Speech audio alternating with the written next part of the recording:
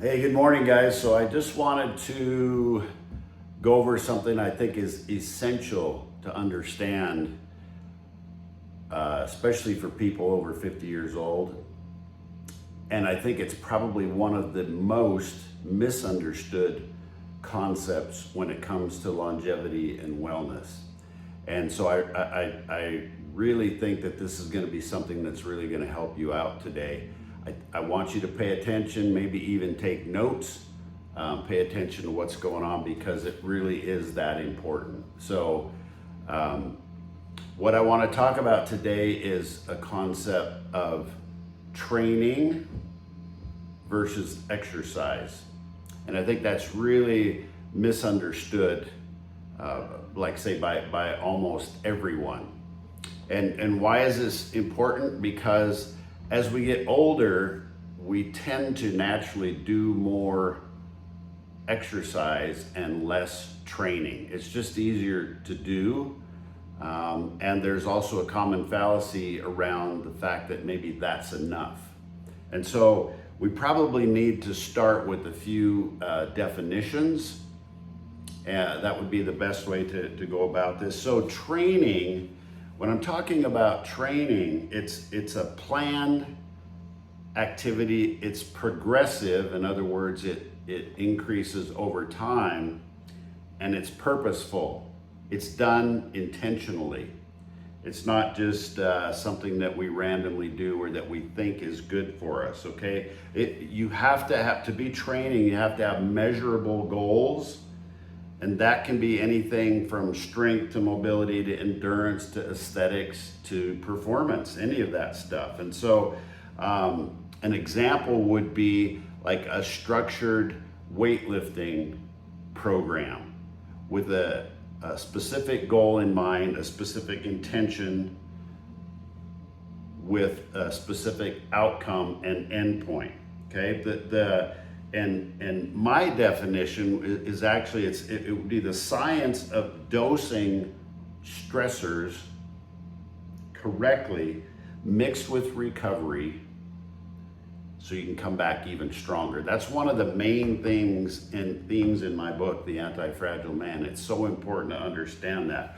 So training is purposeful, it's planned, it's progressive over time. Exercise is simply movement for the sake of movement, and it's all good. It burns calories, you get the heart rate up, it can feel good because it just like training and exercise both release endorphins, but they are hugely different as far as the outcome that you get from that. So examples of exercise might be golfing, bike riding, pickleball, yoga, Pilates.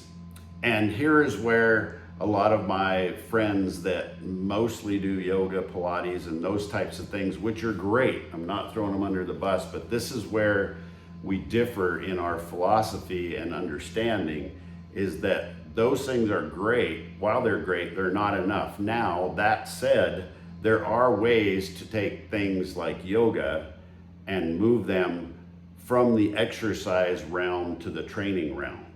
Okay, and we'll go over that here in just a little bit, but it's really important to understand that difference because there can be some overlap. They are two specific things, training and exercise, but you can do things in a certain way to make exercise training. I hope that makes sense, okay? One of the basic things we need to understand at the physiology level is there's two different types of muscle fibers, okay? There's type 1 fibers, which are, slow twitch fibers. They're the fibers that we use when we're exercising, when we're walking, when we're doing low impact things, when we're riding a bicycle. Those are all slow twitch fibers. As opposed to that are fast twitch fibers, type 2 fibers. Those are the things that are used for explosive movement. And that could be jump training, that could be lifting heavy weights, it can be a number of different things, but explosive movements that are only sustainable for a short period of time, sprinting, for example. two different types of fibers. And the problem is, as we get older, we naturally lose more of these fast twitch fibers, partially due to hormonal changes, decreases in testosterone, growth hormone, IG1 all of those things can decrease naturally our propensity to grow fast twitch fibers, but it doesn't have to be that way. The other reason we lose those things is because we quit, either use it or lose it, right? We talk about that a lot. And so, but it's so important to understand that while exercising is great, it's mostly training slow twitch fibers, and what we need more of as we get older is fast twitch fibers. That's where lifting heavy things comes into play. That's where explosive movements come into play. The reason you hear the story so commonly with your grandmas, grandpas, whatever friends, is they get older, they trip and fall and they break something, and it's pretty much downhill from there.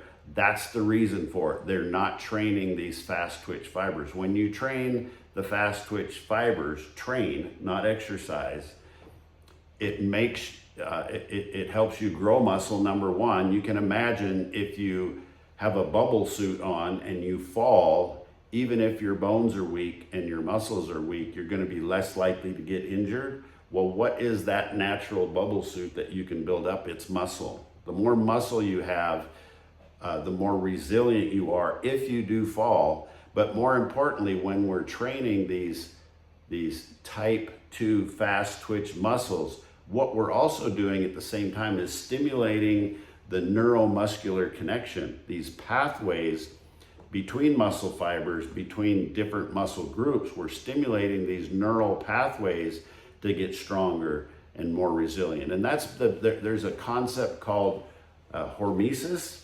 And basically what that is it's that our bodies need mild stressors accompanied by a time of recovery to continue to get better and better. And most people think that it's just natural as we age that we lose muscle and we lose balance and we're just not as capable. And the reason for that, I can't stress this enough, is we quit doing the things that keep us young, that keep our neuromuscular system firing, that keep the balance of fast and slow twitch muscles in the proper proportion, so that that also increases our balance. And then when we do trip over something on the sidewalk or something when we're out for our hike, we can actually catch ourselves because we've got the muscle coordination, because we've got our neuromuscular system firing.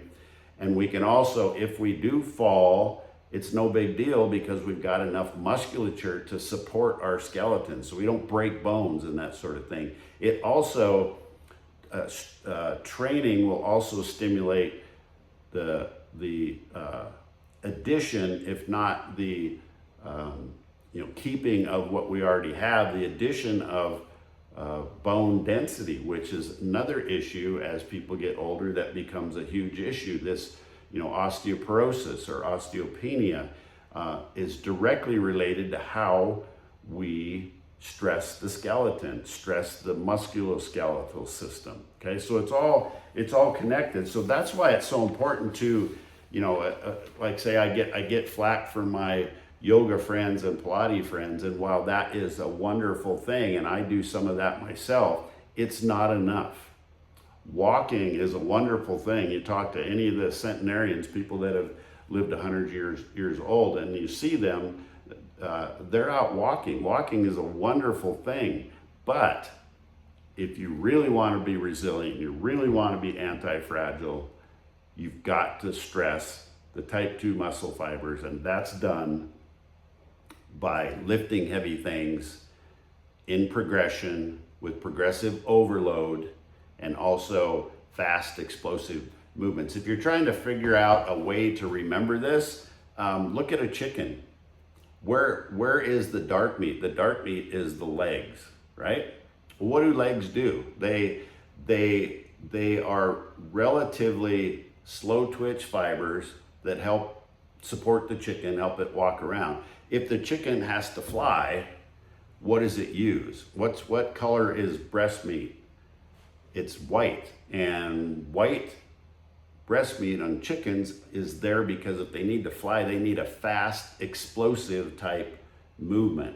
That's the difference. I mean, you can see it plain as day when you look at that. So it's really important to understand that. So this whole muscle-centric wellness as we age is one of the core concepts in my book, The Anti-Fragile Man. I can't stress that enough. We have to train. We have to be sophisticated about what we're doing. We have to do it in a way that's going to help grow the muscle, not just maintain the muscle we have, but it can actually grow the muscle. And like I say, there can actually be some overlap. You can take things that are traditionally looked at as exercising and turn them into training if you do them in the proper balance, okay? The other concept, though, that you have to understand is there needs to be time for recovery, right? And you don't need to recover so much from walking 10,000 steps a day where you're using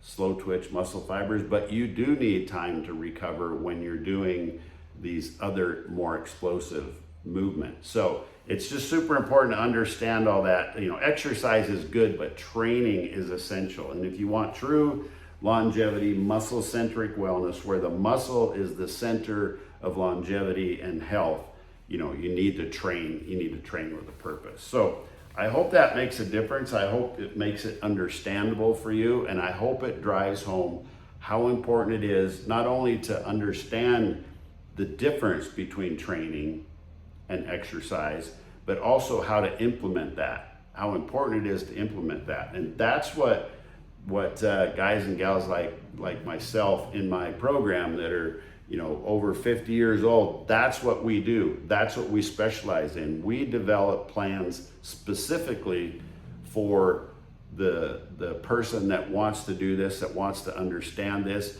It takes all the thinking out of it and all the planning out of it.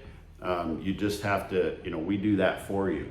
And most of it is like not even really recognizable. We can do it in such a way where you're still doing the same activities, but in a way that's more sophisticated. And the other beauty of doing it this way is you get results and it doesn't take any more time. In fact, a lot of my clients that we end up working with are just shocked how they can get so much better results in so much less time, because you have to have a sophisticated system. Now, don't get me wrong, doing anything, any movement, any lifting heavy things in a random way is way better than a lot of people are doing, but we can even take that to the next level. We can, for any of you people out there that have just, you know, you've gone to the gym, you've tried to do this on your own, and you'll make a little progress, but then you start to slip backwards and you don't see as much progress as you want, or you hit these plateaus. This is why. This is why, because you don't have a sophisticated program around your training, around your nutrition, around how you think of things and how you conduct yourself. That's why. And it's just, that's why I do what I do, to help more people understand that you can actually do less work in less time and get better results if you just do it in a more sophisticated way and you understand some of these basic principles. So anyhow, I appreciate all of you that have commented on my book, The Anti-Fragile Man. It's been a labor of passion for sure. It's you know, I can only coach so many people one-on-one, and so my way to disseminate this information to as many people as possible is by writing the book. And so I appreciate all the amazing comments that people have given me back. A lot of this stuff is in there, but I really appreciate everybody buying the book, leaving reviews. I want to help change you, and when I help change you and you go lead by example and people seeing what you do, what you're doing, you go change 10 other people, share it with them, and when you change it with 10 other people, it just, that's how we create a community. That's how we get better and stronger as a community. So I really appreciate all of you being here. If you have questions about this, reach out to me personally. This is what I do. I love to talk to people about this. If you have questions about how to do this, whether things that you're doing are training or exercise, or how to incorporate what you're already doing and turn it from exercise into training, I hope, if nothing else, we've helped you at least start to understand that there is a difference and it matters. So thanks everybody for listening today. I appreciate all of you. And like I said, I'm here for you if I can help in any way. So thanks a bunch.